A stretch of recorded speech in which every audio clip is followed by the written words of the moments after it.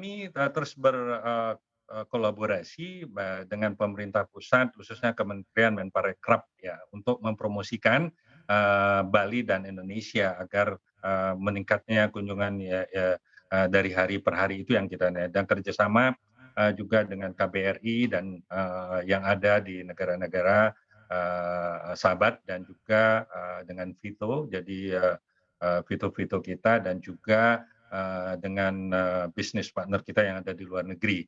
Jadi itu yang kita jadi melalui international webinar dengan kita mengadakan juga uh, workshop dan juga kita mengadakan juga sales mission dan juga mengadakan dan kita juga ikut dalam acara ITM di Dubai juga melakukan pameran yang ada di sana itu yang terjadi. Baik, lalu Pak, apakah industri perhotelan saat ini masih membutuhkan stimulus dari pemerintah? Iya, sebetulnya jauh sebelumnya tahun 2021 kita pernah mengajukan atau mengusulkan ke pusat untuk penyelamatan daripada, ekonomi Bali, supaya jangan sampai rusak permanen pada saat itu, 9,4 triliun, pengajuan kita, sehingga kita bisa untuk modal atau soft loan ini, bukan hibah ya Mbak, jadi ini soft loan, pinjaman lunak, kita ajukan. Karena dasar kita, karena 2 tahun, masa pandemi ini, kita betul-betul total tidak operation dan, tentu banyak kerusakan-kerusakan. Jadi untuk restart, atau opening, atau operasional, hotel kita itu perlu modal. Modalnya untuk, perbaikan, touch up atau renovasi sedikit-sedikit dan untuk juga, eee, operasional kita biayanya cukup tinggi ya, khususnya untuk gaji karyawan,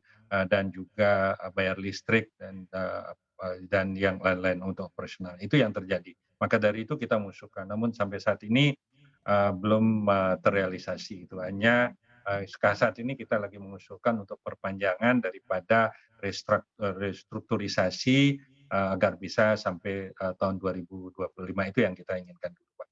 Jadi kita masih bertahap ini. Baik, lalu Pak Rey, ini tantangan apa saja nih yang dihadapi saat ini ya, khususnya bagi pariwisata di Bali?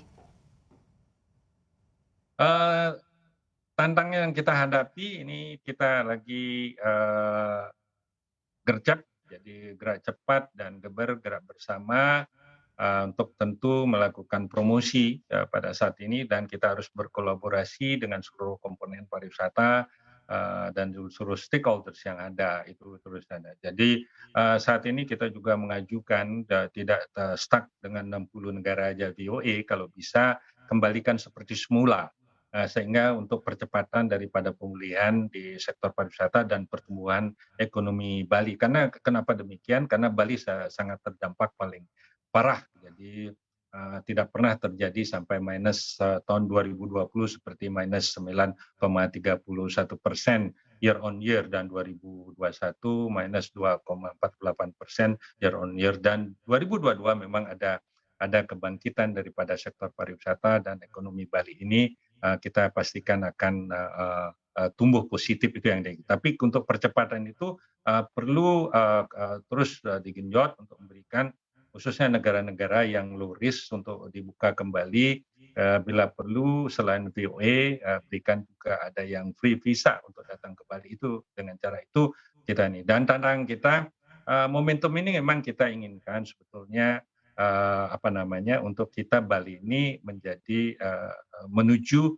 road to quality and sustainable tourism. Namun, sampai saat ini tantangan ini kan karena kita tahu bahwa supply-nya, banyak dan demand-nya masih kurang, tentu, kita masih tetap memberlakukan harga khusus. Jadi yang penting kita bisa buka, kita bisa menutup operasional, bisa memperkerjakan karyawan kita. Saat ini, kurang lebih 70% sudah karyawan kembali bekerja ya, dari, tadinya kita rumahkan, bahkan tanpa gaji itu yang terjadi.